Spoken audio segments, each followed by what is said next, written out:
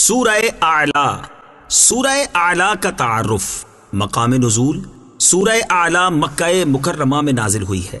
آیات، کلمات اور حروف کی تعداد: اس سورت میں ایک رکوع، 19 آیتیں، 72 کلمے اور 291 حروف ہیں۔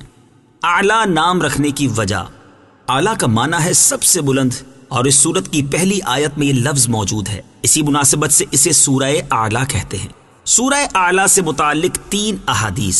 نمبر 1، حضرت نعمان بن بشیر رضی اللہ تعالی عنہ فرماتے ہیں، اور یہ حدیث مسلم شریف میں ہے، حضور پرنور صلی اللہ تعالی علیہ وآلہ وسلم عید الفطر، عید الاضحیٰ اور جمعہ کی نماز میں سبح اسم ربک الاعلی اور هل اتاک حدیث الغاشیہ پڑھا کرتے تھے، اور جب عید جمعہ کے دن ہوتی تو دونوں نمازوں میں ان سورتوں کی تلاوت فرماتے تھے۔ نمبر 2، حضرت عائشہ صدیقہ رضی اللہ تعالی عنہا فرماتی ہیں، اور یہ حدیث ترمذی شریف میں ہے، نبی کریم صلی اللہ تعالی علیہ وآلہ وسلم وتر کی پہلی رکعت میں سبح اسم ربک الاعلی اور دوسری رکعت میں قل یا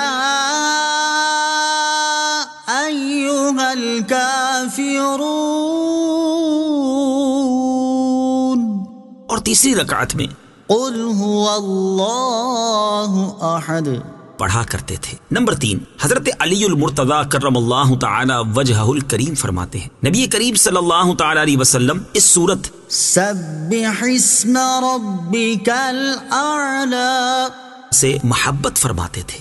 سورہ اعلی کے مضامین: اس سورت کا مرکزی مضمون یہ ہے کہ اس میں اللہ تعالیٰ کی وحدانیت اور اس کی قدرت کو ثابت کیا گیا ہے، اور اس میں یہ مضامین بیان ہوئے ہیں۔ نمبر 1، اس سورت کی ابتدا میں ہر نقص و عیب سے اللہ تعالیٰ کی پاکی بیان کرنے کا حکم دیا گیا، اور اللہ تعالیٰ کی قدرت، وحدانیت اور علم و حکمت پر دلالت کرنے والے آثار ذکر کیے گئے۔ نمبر 2، یہ بتایا گیا کہ اللہ تعالیٰ نے اپنے حبیب صلی اللہ تعالی علیہ وآلہ وسلم کے لیے قرآن مجید یاد کرنا آسان کر دیا ہے، اور آپ صلی اللہ تعالی علیہ وآلہ وسلم اسے کبھی نہیں بھولیں گے۔ نمبر 3، حضور اقدس صلی اللہ تعالی علیہ وآلہ وسلم کو حکم دیا گیا کہ آپ قرآن مجید کے ذریعے نصیحت فرمائیں، اور یہ بتایا گیا کہ جو اللہ تعالیٰ اور اپنے برے انجام سے ڈرتا ہے وہ نصیحت مانے گا، اور جو بڑا بدبخت ہے وہ آپ کی نصیحت قبول کرنے سے دور ہٹے گا۔ نمبر 4، یہ فرمایا گیا کہ جس نے خود کو پاک کر لیا، اللہ تعالیٰ کا نام لے کر نماز ادا کی اور دنیا کی زندگی کو آخرت پر ترجیح نہ دی تو وہ کامیاب ہو گیا۔ نمبر 5، اس سورت کے آخر میں بتایا گیا کہ خود کو پاک کرنے والوں کا اپنی مراد کو پہنچنا اور آخرت کا بہتر ہونا قرآن مجید سے پہلے نازل ہونے والے حضرت ابراہیم اور حضرت موسیٰ علیہم الصلاۃ والسلام کے صحیفوں میں بھی لکھا ہوا ہے۔ سورہ طارق کے ساتھ مناسبت: سورہ اعلیٰ کی اپنے سے ماقبل سورت طارق کے ساتھ مناسبت یہ ہے کہ دونوں سورتوں میں انسان کی تخلیق اور نباتات سے متعلق کلام کیا گیا ہے۔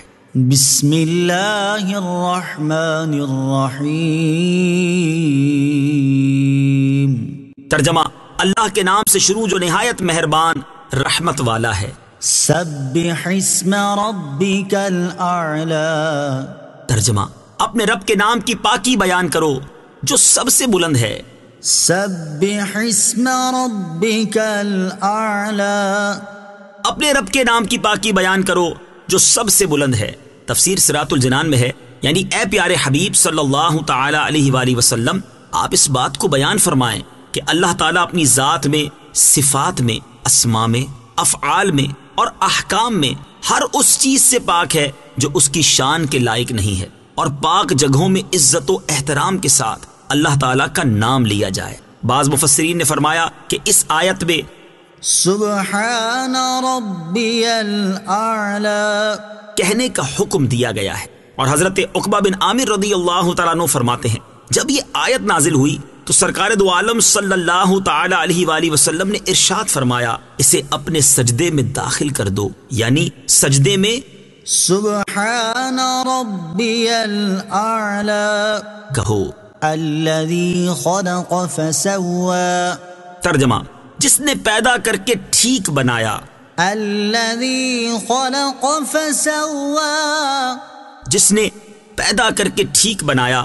تفسیر صراط الجنان میں ہے، یعنی اپنے اس رب عز و جل کی پاکی بیان کرو جس نے ہر چیز کی پیدائش ایسی مناسب فرمائی جو پیدا کرنے والے کے علم و حکمت پر دلالت کرتی ہے۔ آیت الذي خلق فسوى سے حاصل ہونے والی معلومات، اس سے دو باتیں معلوم ہوئیں۔ نمبر ایک، چھوٹی بڑی ہر چیز کو اللہ تعالیٰ نے پیدا کیا ہے۔ اپنی اس شان کو بیان کرتے ہوئے ایک اور مقام پر اللہ تعالیٰ ارشاد فرماتا ہے وخلق كل شيء وهو بكل شيء عليم۔ ترجمہ، اور اس نے ہر شے کو پیدا کیا ہے اور وہ ہر شے کو جاننے والا ہے۔ اور ارشاد فرمایا اللہ خالق كل شيء وهو الواحد القهار۔ ترجمہ، اللہ ہر شے کا خالق ہے اور وہ اکیلا سب پر غالب ہے۔ اور ارشاد فرمایا وخلق كل شيء فقدره تقديرا۔ ترجمہ، اور اس نے ہر چیز کو پیدا فرمایا پھر اسے ٹھیک اندازے پر رکھا۔ نمبر دو، ہر چیز کو پیدا فرمانے میں کوئی نہ کوئی حکمت ضرور ہے۔ قرآن پاک میں کئی مقامات پر مختلف چیزوں کو پیدا کرنے کی حکمت بیان کی گئی ہے۔ جیسے ایک مقام پر ارشاد فرمایا وَمِن كُلِّ شَيْءٍ خَلَقْنَا زَوْجَيْنِ لَعَلَّكُمْ تَذَكَّرُونَ۔ ترجمہ، اور ہم نے ہر چیز کی دو قسمیں بنائیں تاکہ تم نصیحت حاصل کرو۔ اور ارشاد فرمایا اللہ الذي خلق 7 سماوات ومن الأرض مثلهن يتنزل الأمر بينهن لتعلموا أن الله على كل شيء قدير وَأَنَّ اللَّهَ قَدْ أَحَاطَ بِكُلِّ شَيْءٍ عِلْمًا۔ ترجمہ، اللہ وہی ہے جس نے 7 آسمان بنائے اور انہی کے برابر زمینیں، حکم ان کے درمیان اترتا ہے تاکہ تم جان لو کہ اللہ ہر شے پر قادر ہے، اور یہ کہ اللہ کا علم ہر چیز کو گھیرے ہوئے ہے۔ اور ارشاد فرمایا الذي خلق الموت والحياة ليبلوكم أيكم أحسن عملا۔ ترجمہ، وہ جس نے موت اور زندگی کو پیدا کیا تاکہ تمہاری آزمائش کرے کہ تم میں کون اچھے عمل کرنے والا ہے۔ والذي قدر فهدى۔ ترجمہ، اور جس نے اندازے پر رکھا پھر راہ دکھائی۔ والذی قدر فہدى، اور جس نے اندازے پر رکھا پھر راہ دکھائی۔ تفسیر صراط الجنان میں ہے اس آیت کا ایک معنی یہ ہے کہ اس رب عز و جل کے نام کی پاکی بیان کرو جس نے تمام مخلوقات میں سے ہر مخلوق کو اس کی ذات اور صفات میں صحیح اندازے پر رکھا۔ چنانچہ اللہ تعالیٰ نے آسمانوں، ستاروں، عناصر، معادن، نباتات، حیوانات اور انسانوں کو مخصوص جسامت عطا کی اور ان میں سے ہر ایک کے باقی رہنے کی مدت معین اندازے پر رکھی، اور ان کی صفات، رنگ، ذائقے، بو، حسن، قباحت، سعادت، بدبختی، ہدایت اور گمراہی کی مقدار خاص اندازے پر رکھی۔ اور راہ دکھانے کے بارے میں بعض مفسرین فرماتے ہیں کہ اللہ تعالیٰ نے انسان کو اچھائی، برائی اور سعادت و بدبختی کے راستے دکھا دیے۔ انسان اچھا یا برا راستہ چننے کا اختیار رکھتا ہے۔ یاد رہے کہ اللہ تعالیٰ نے انسان کو راستے دکھا دیے ہیں اور ان راستوں میں سے کسی ایک کو چن لینے پر اسے ایک طرح کا اختیار بھی دے دیا ہے۔ اب اس کی مرضی ہے کہ وہ جس راستے کو چاہے اختیار کرے، جیسا کہ ایک اور مقام پر اللہ تعالیٰ ارشاد فرماتا ہے إنا خلقنا الإنسان من نطفة أمشاج نبتليه فجعلناه سميعا بصيرا إنا هديناه السبيل إما شاكرا وإما كفورا۔ ترجمہ، بے شک ہم نے آدمی کو ملی ہوئی بنی سے پیدا کیا تاکہ ہم اس کا امتحان لیں، تو ہم نے اسے سننے والا، دیکھنے والا بنا دیا۔ بے شک ہم نے اسے راستہ دکھا دیا، اب یا شکر گزار ہے اور یا ناشکری کرنے والا ہے۔ اور ارشاد فرمایا ونفس وما سواها فألهمها فجورها وتقواها قد أفلح من زكاها وقد خاب من دساها۔ ترجمہ، اور جان کی اور اس کی جس نے اسے ٹھیک بنایا، پھر اس کی نافرمانی اور اس کی پرہیزگاری کی سمجھ اس کے دل میں ڈالی۔ بے شک جس نے نفس کو پاک کر لیا وہ کامیاب ہو گیا، اور بے شک جس نے نفس کو گناہوں میں چھپا دیا وہ ناکام ہو گیا۔ زیر تفسیر آیت کا دوسرا معنی یہ ہے کہ اس رب عز و جل کے نام کی پاکی بیان کرو جس نے ہر مخلوق کی غذا اور روزی مقدر کی، اور انسانوں کو ان کی غذاؤں، دواؤں اور ان کے دنیاوی امور کی ان چیزوں کی طرف راہ دی جن میں ان کی مصلحت ہے، اور درندوں، پرندوں اور حشرات الارض کو ان کے معاش اور ان کی ضروریات کا راستہ دکھایا۔ اللہ تعالیٰ نے اپنی پیدا کی ہوئی ہر مخلوق کو اس کی روزی کا راستہ کس طرح دکھایا ہے، اس کا نظارہ اس کی پیدا کی ہوئی مخلوق کو اپنی مقررہ روزی حاصل کرتے دیکھ کر کیا جا سکتا ہے، اور اللہ تعالیٰ کی اس رہنمائی کے عجائبات ہر جگہ دیکھے جا سکتے ہیں۔ حیوانات میں اس موضوع پر تفصیلی معلومات حاصل کرنے کے لیے امام دمیری رحمت اللہ تعالی علیہ کی کتاب حیات الحیوان کا مطالعہ فرمائیں۔ والذی اخرج المرعى فجعله غثاء احوا۔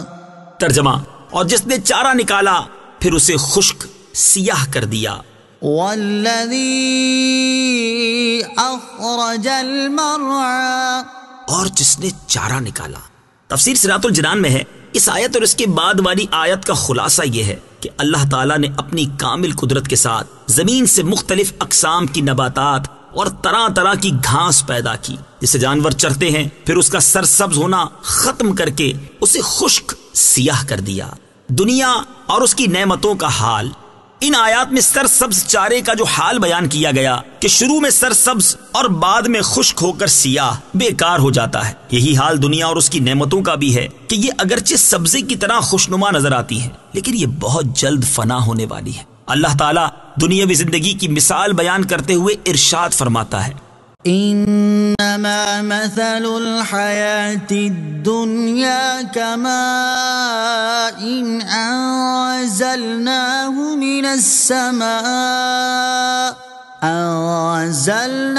من السماء فاختلط به نبات الأرض مما يأكل الناس والأنعام حتى إذا أخذت الأرض زخرفها وزينت وظن أهلها أنهم قادرون عليها أتاها أمرنا ليلا أو نهارا فجعلناها حصيدا كأن لم تغن بالأمس كذلك نفصل الآيات لقوم يتفكرون۔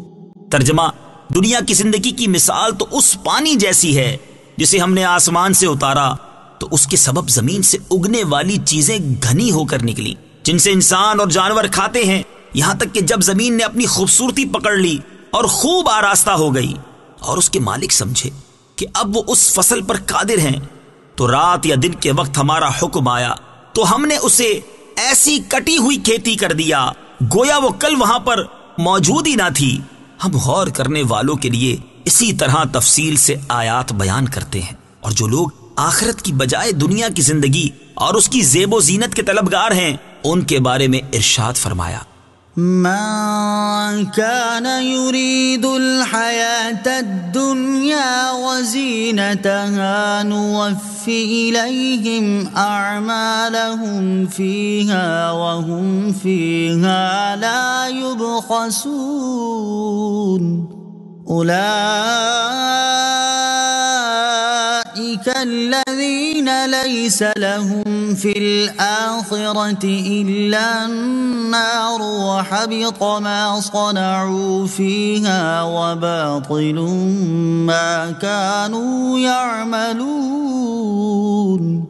ترجمہ: جو دنیا کی زندگی اور اس کی زینت چاہتا ہو تو ہم دنیا میں انہیں ان کے اعمال کا پورا بدلہ دیں گے اور انہیں دنیا میں کچھ کم نہ دیا جائے گا. یہ وہ لوگ ہیں جن کے لیے آخرت میں آگ کے سوا کچھ نہیں، اور دنیا میں جو کچھ انہوں نے کیا وہ سب برباد ہو گیا اور ان کے اعمال باطل ہیں. اور ارشاد فرمایا: من كان يريد العاجلة عجلنا له فيها ما نشاء لمن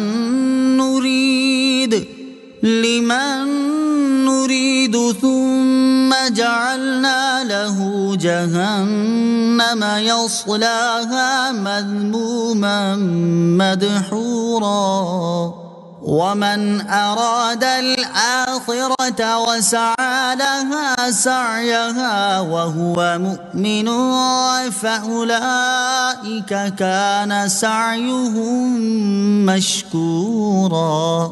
ترجمہ: جو جلدی والی دنیا چاہتا ہے تو ہم جسے چاہتے ہیں اس کے لیے دنیا میں جو چاہتے ہیں جلد دے دیتے ہیں، پھر ہم نے اس کے لیے جہنم بنا رکھی ہے جس میں وہ مذموم مردود ہو کر داخل ہوگا. اور جو آخرت چاہتا ہے اور اس کے لیے ایسی کوشش کرتا ہے جیسی کرنی چاہیے اور وہ ایمان والا بھی ہو تو یہی وہ لوگ ہیں جن کی کوشش کی قدر کی جائے گی. اور ارشاد فرمایا: یا ایہا الناس ان وعد اللہ حق فلا تغرنکم الحیاة الدنیا ولا يغرنكم بالله الغرور. ترجمہ: اے لوگو، بے شک اللہ کا وعدہ سچا ہے تو ہرگز دنیا کی زندگی تمہیں دھوکہ نہ دے اور ہرگز بڑا فریبی تمہیں اللہ کے بارے میں فریب نہ دے. اور ارشاد فرمایا: یا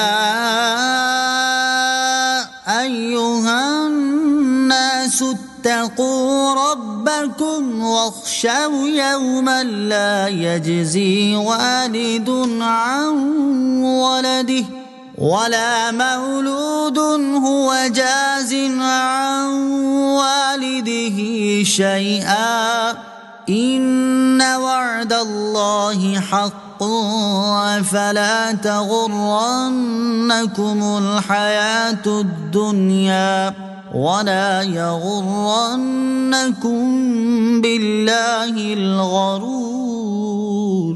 ترجمہ: اے لوگوں، اپنے رب سے ڈرو اور اس دن کا خوف کرو جس میں کوئی باپ اپنی اولاد کے کام نہ آئے گا اور نہ کوئی بچہ اپنے باپ کو کچھ نفع دینے والا ہوگا.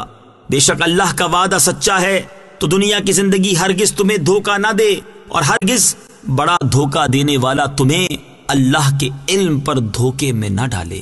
اللہ تعالیٰ تمام مسلمانوں کو دنیا کی قلیل زندگی میں کھو جانے اور اس کی فانی نعمتوں میں مست ہو کر اپنی آخرت کو بھول جانے سے محفوظ فرمائے اور ہر مسلمان کو اپنی آخرت بہتر کرنے کی فکر اور سوچ عطا فرمائے اور آخرت سنوارنے کے لیے تیاری کی توفیق عطا فرمائے. آمین. سنقرئک فلا تنسى. ترجمہ: اے حبیب، ہم تمہیں پڑھائیں گے تو تم نہ بھولو گے. سنقرئک فلا تنسى. ہم تمہیں پڑھائیں گے تو تم نہ بھولو گے.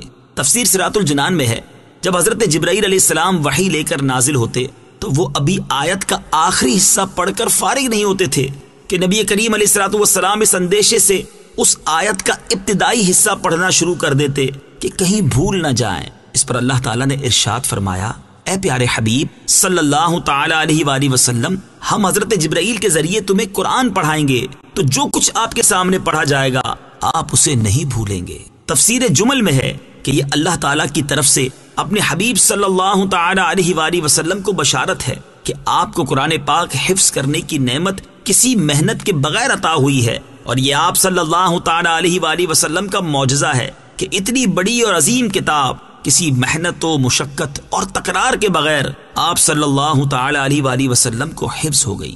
آیت سنقرئك فلا تنسى سے حاصل ہونے والی معلومات۔ اس آیت سے 6 باتیں معلوم ہوئیں۔ نمبر 1، علم اللہ تعالیٰ کی بہت بڑی نعمت ہے۔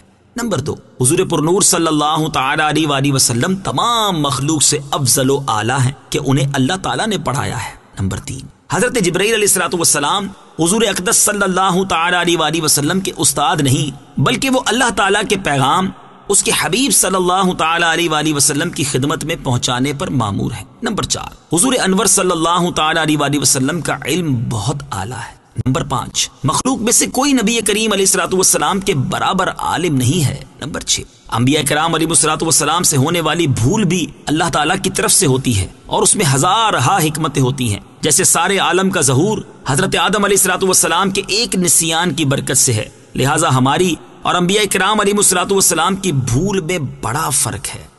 إلا ما شاء الله إنه يعلم الجهر وما يخفى۔ ترجمہ، مگر جو اللہ چاہے بے شک وہ ہر کھلی اور چھپی بات کو جانتا ہے۔ إلا ما شاء الله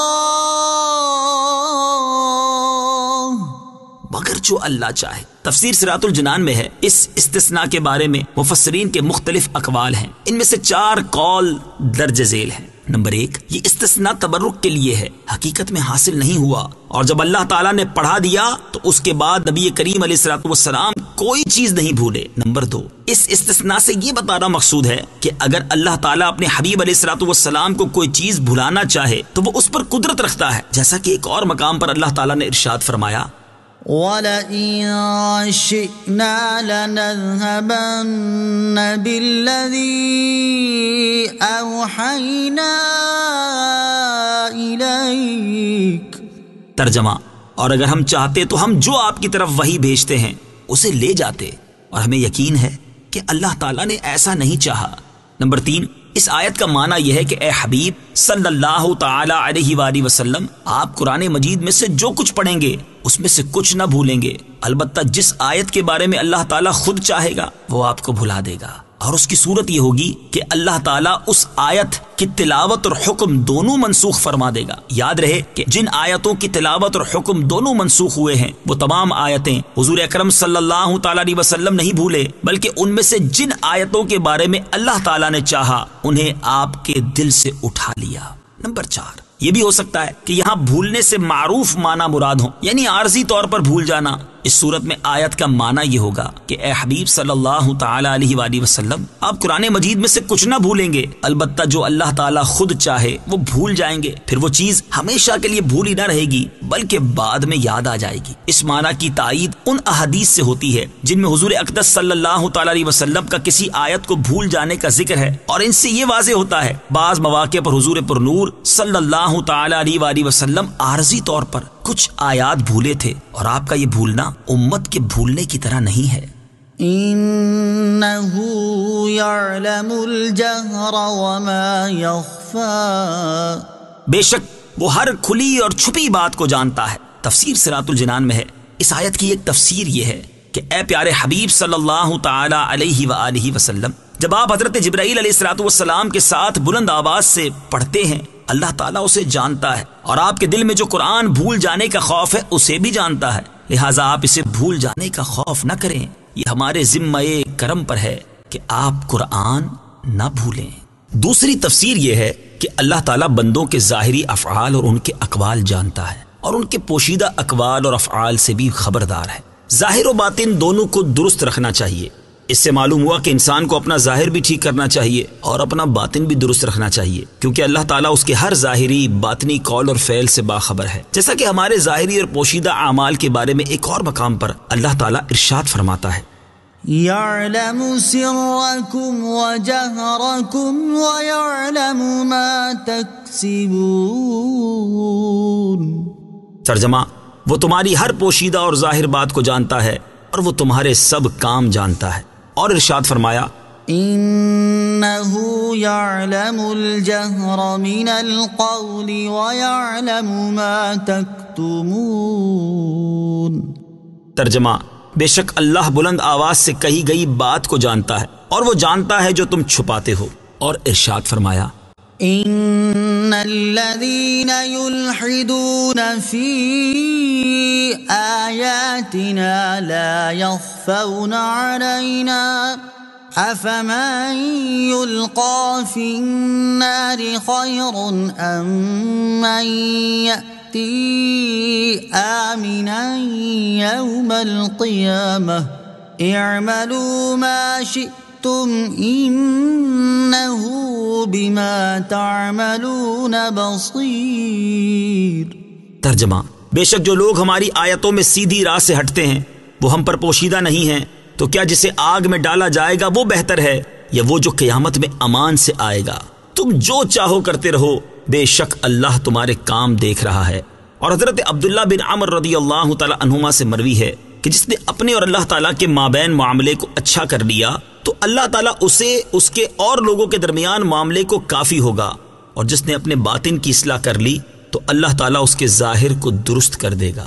لہٰذا ہر مسلمان کو چاہیے کہ وہ اپنے باطن کو سنوارنے کی بھرپور کوشش کرے اور اس کے لیے یہ دعا بھی مانگا کرے. چنانچہ حضرت عمر فاروق رضی اللہ تعالی عنہ فرماتے ہیں، مجھے رسول اللہ صلی اللہ تعالی علیہ وآلہ وسلم نے یہ دعا سکھائی: اللهم اجعل سريرتي خيرا من علانيتي واجعل علانيتي صالحة. اللهم إني أسألك من صالح ما تؤتي الناس من المال والأهل والولد غير الضال ولا المضل. اے اللہ عز و جل، میرا باطن میرے ظاہر سے اچھا کر دے اور میرے ظاہر کو نیک و صالح بنا دے.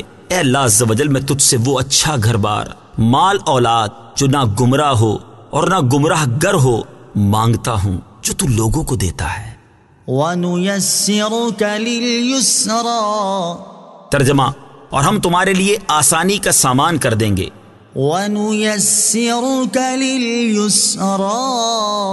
اور ہم تمہارے لیے آسانی کا سامان کر دیں گے. تفسیر صراط الجنان میں ہے، اس آیت کا ایک معنی یہ ہے کہ اے پیارے حبیب صلی اللہ تعالی علیہ وآلہ وسلم، ہم آپ کو اس طریقے کی توفیق دیں گے جس سے آپ کے لیے وحی کو یاد کرنا آسان اور سہل ہو جائے. دوسرا معنی یہ ہے کہ ہم آپ کو ایسے اعمال کرنے کی توفیق عطا کریں گے جس سے جنت کا راستہ آسان ہو جائے گا. تیسرا معنی یہ ہے کہ ہم آپ پر وحی کا نازل ہونا آسان کر دیں گے تاکہ آپ سہولت کے ساتھ وحی یاد کر سکیں، اسے جان سکیں اور اس پر عمل کر سکیں. چوتھا معنی یہ ہے کہ ہم آپ پر آسان شرعی احکام اور قوانین نازل کریں گے اور ان پر عمل کرنا لوگوں کے لیے دشوار نہ ہوگا. فَذَكِّرْ إِن نَّفَعَتِ الذِّكْرَى. ترجمہ: تو تم نصیحت فرماؤ اگر نصیحت فائدہ دے.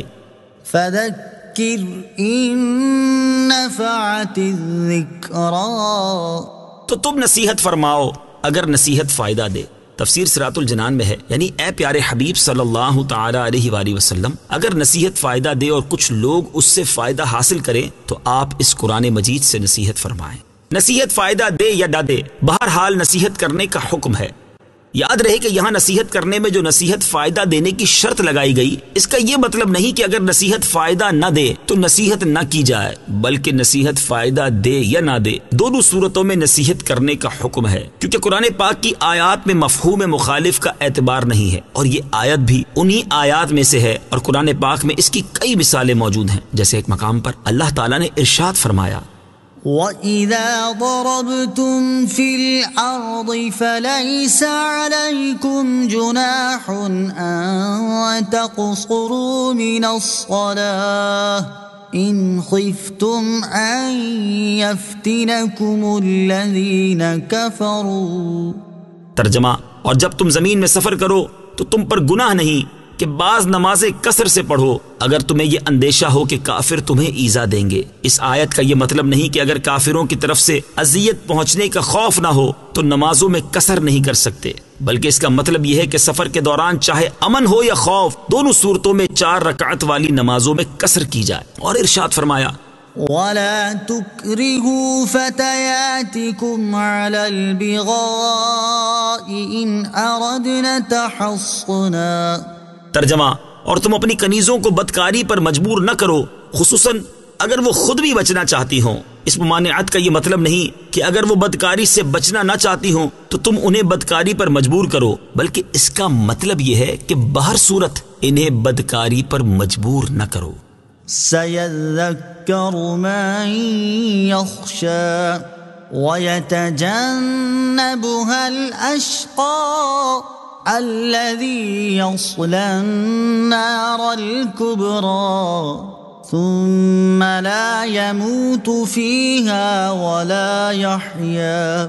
ترجمہ: ان قریب وہ نصیحت مانے گا جو ڈرتا ہے، اور نصیحت سے وہ بڑا بدبخت دور رہے گا جو سب سے بڑی آگ میں جائے گا، پھر وہ نہ اس میں مرے گا اور نہ جیے گا. سيذكر من يخشى. ان قریب وہ نصیحت مانے گا جو ڈرتا ہے. تفسیر صراط الجنان میں ہے. اس آیت اور اس کے بعد والی 3 آیات کا خلاصہ یہ ہے کہ اے حبیب صلی اللہ تعالی علیہ وآلہ وسلم، ان قریب آپ کی نصیحت وہ مانے گا جو اللہ تعالی سے اور اپنے برے انجام سے ڈرتا ہے، اور آپ کی نصیحت سے وہ دور ہوگا اور اس نصیحت کو قبول نہیں کرے گا جو آپ کا دشمن بن کر بڑا بدبخت کافر ہے، جیسے ولید بن مغیرہ اور ابو جہل وغیرہ. اور وہ بدبخت کافر جہنم کی سب سے بڑی آگ میں جائے گا، پھر وہ نہ اس میں مرے گا کہ مر کر ہی عذاب سے چھوٹ سکے، اور نہ ایسا جینا جیے گا جس سے کچھ بھی آرام پا سکے. اس آیت سے معلوم ہوا کہ جو شخص نصیحت کو تسلیم کرتا ہے وہ خشیت الہی کے زیور سے آراستہ ہے. قد افلح من تزکا.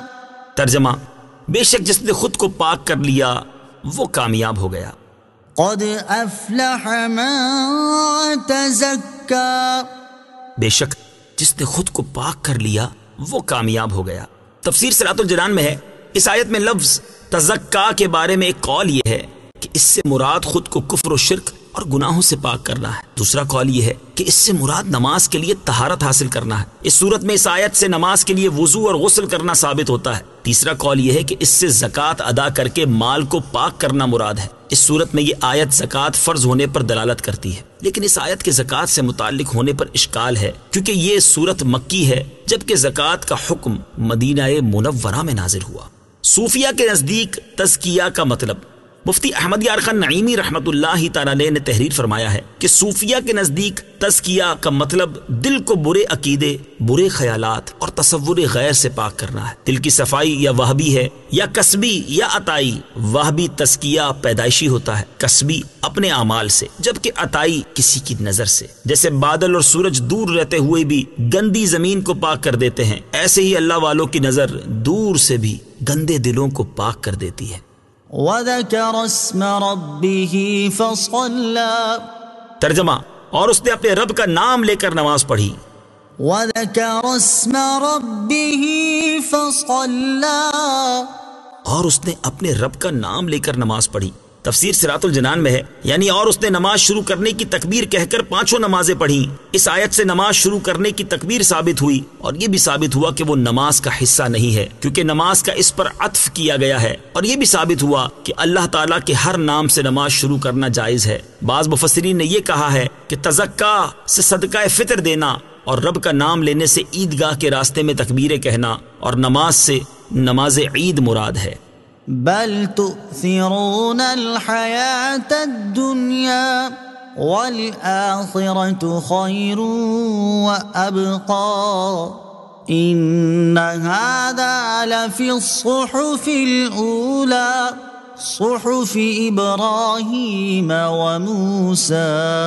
ترجمہ: بلکہ تم دنیاوی زندگی کو ترجیح دیتے ہو اور آخرت بہتر اور باقی رہنے والی ہے. بے شک یہ بات اگلے صحیفوں میں ہے، ابراہیم اور موسیٰ کے صحیفوں میں. بل تؤثرون الحیاة الدنیا. بلکہ تم دنیاوی زندگی کو ترجیح دیتے ہو. تفسیر صراط الجنان میں ہے. اس آیت اور اس کے بعد والی 3 آیات کا خلاصہ یہ ہے کہ دنیا فانی ہے اور آخرت باقی رہنے والی ہے، اور جو چیز باقی رہنے والی ہے وہ فانی سے بہتر ہے. اور اے لوگوں، تمہارا حال یہ ہے کہ تم دنیا کی فانی زندگی کو آخرت کی باقی رہنے والی زندگی پر ترجیح دیتے ہو، اسی لیے تم وہ عمل نہیں کرتے جو وہاں کام آئیں گے. بے شک پاکی حاصل کرنے والوں کے کامیاب ہونے اور آخرت کے بہتر ہونے کی بات قرآن پاک سے پہلے حضرت ابراہیم علیہ السلام اور حضرت موسیٰ علیہ السلام پر نازل ہونے والے صحیفوں میں بھی موجود ہے. بعض مفسرین فرماتے ہیں کہ یہ بات تمام صحیفوں میں موجود ہے اور انہی میں سے حضرت ابراہیم علیہ الصلوۃ والسلام اور حضرت موسیٰ علیہ الصلوۃ والسلام کے صحیفے بھی ہیں۔ حضرت عبداللہ ابن مسعود رضی اللہ تعالی عنہ فرماتے ہیں، دنیا چونکہ ہمارے سامنے موجود ہے اور اس کا کھانا پینا، عورتیں، دنیا کی لذتیں اور اس کی رنگینیاں ہمیں جلد دے دی گئی، جبکہ آخرت ہماری نظروں سے غائب ہے، اس لیے جو چیز ہمیں جلد مل رہی ہے ہم اسے پسند کرنے لگ گئے، اور جو بعد میں ملے گی اسے ہم نے چھوڑ دیا۔ دنیاوی زندگی کی لذتوں میں کھو کر آخرت کو نہ بھلا دیا جائے۔ اس سے معلوم ہوا کہ ہر مسلمان کو چاہیے کہ وہ دنیاوی زندگی کی فانی لذتوں، رنگینیوں اور رعنائیوں میں کھو کر اپنی آخرت کو نہ بھول جائے، بلکہ وہ اپنی سانسوں کو غنیمت جانتے ہوئے اپنی زندگی اللہ تعالیٰ کی اطاعت میں گزارے اور آخرت میں جنت کی دائمی نعمتیں حاصل کرنے کی کوشش کرے، جبکہ فی زمانہ مسلمانوں کی ایک بہت بڑی تعداد ایسی ہے جو اپنی دنیا بہتر بنانے میں ایسی مصروف ہے کہ اسے اپنی آخرت کی کوئی فکر نہیں۔ دنیا اور آخرت کے بارے میں اللہ تعالیٰ ارشاد فرماتا ہے، وَمَا الْحَيَاةُ الدُّنْيَا إِلَّا لَعِبٌ وَلَهْوٌ وَلَلدَّارُ الْآخِرَةُ خَيْرٌ لِّلَّذِينَ يَتَّقُونَ أَفَلَا تَعْقِلُونَ۔ ترجمہ، اور دنیا کی زندگی صرف کھیل کود ہے، اور بے شک آخرت والا گھر ڈرنے والوں کے لیے بہتر ہے، تو کیا تم سمجھتے نہیں؟ اور ارشاد فرمایا، أَفَلَمْ يَسِيرُوا فِي الْأَرْضِ فَيَنظُرُوا كَيْفَ كَانَ عَاقِبَةُ الَّذِينَ مِن قَبْلِهِمْ وَلَدَارُ الْآخِرَةِ خَيْرٌ لِّلَّذِينَ اتَّقَوْا أَفَلَا تَعْقِلُونَ۔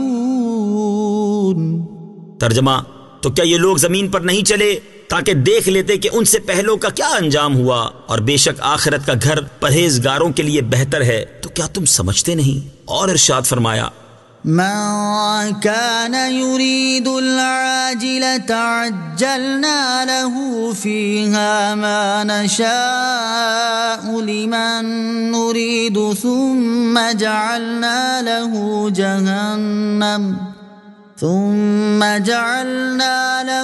جهنم يصلاها مذموما مدحورا ومن أراد الآخرة وسعى لها سعيها وهو مؤمن فأولئك كان سعيهم مشكورا۔ ترجمہ، جو جلدی والی دنیا چاہتا ہے تو ہم جسے چاہتے ہیں اس کے لیے دنیا میں جو چاہتے ہیں جلد دے دیتے ہیں، پھر ہم نے اس کے لیے جہنم بنا رکھی ہے جس میں وہ مذموم مردود ہو کر داخل ہوگا، اور جو آخرت چاہتا ہے اور اس کے لیے ایسی کوشش کرتا ہے جیسی کرنی چاہیے اور وہ ایمان والا بھی ہو، تو یہی وہ لوگ ہیں جن کی کوشش کی قدر کی جائے گی۔ لہٰذا اے بندے، وابتغ فيما آتاك الله الدار الآخرة ولا تنس نصيبك من الدنيا وأحسن كما أحسن الله إليك ولا تبغ الفساد في الأرض ان اللہ لا يحب المفسدین۔ ترجمہ، اور جو مال تجھے اللہ نے دیا ہے اس کے ذریعے آخرت کا گھر طلب کر، اور دنیا سے اپنا حصہ نہ بھول، اور احسان کر جیسا اللہ نے تجھ پر احسان کیا، اور زمین میں فساد نہ کر، بے شک اللہ فسادیوں کو پسند نہیں کرتا۔ اللہ تعالی ہمیں دنیا کی فانی نعمتوں اور بہت جلد ختم ہو جانے والی لذتوں میں کھونے سے محفوظ فرمائے، اور ہمیں اپنی آخرت کی فکر کرنے اور اسے بہتر بنانے کے لیے خوب کوشش کرنے کی توفیق عطا فرمائے، آمین۔ وَالْآخِرَةُ خَيْرٌ وَأَبْقَى، اور آخرت بہتر اور باقی رہنے والی ہے۔ تفسیر صراط الجنان میں ہے، آخرت کی زندگی دنیا کی زندگی سے بہتر ہے کہ وہاں کی نعمتیں ہر اعتبار سے دنیا کی نعمتوں سے افضل ہیں، اور ان کے حصول میں کوئی تکلیف و مشقت نہ ہوگی، اور استعمال میں کوئی بیماری وغیرہ نہ ہوگی، اور باقی رہنے والی اس طرح ہیں کہ کبھی فنا نہ ہوں گی۔ صدق اللہ العظیم۔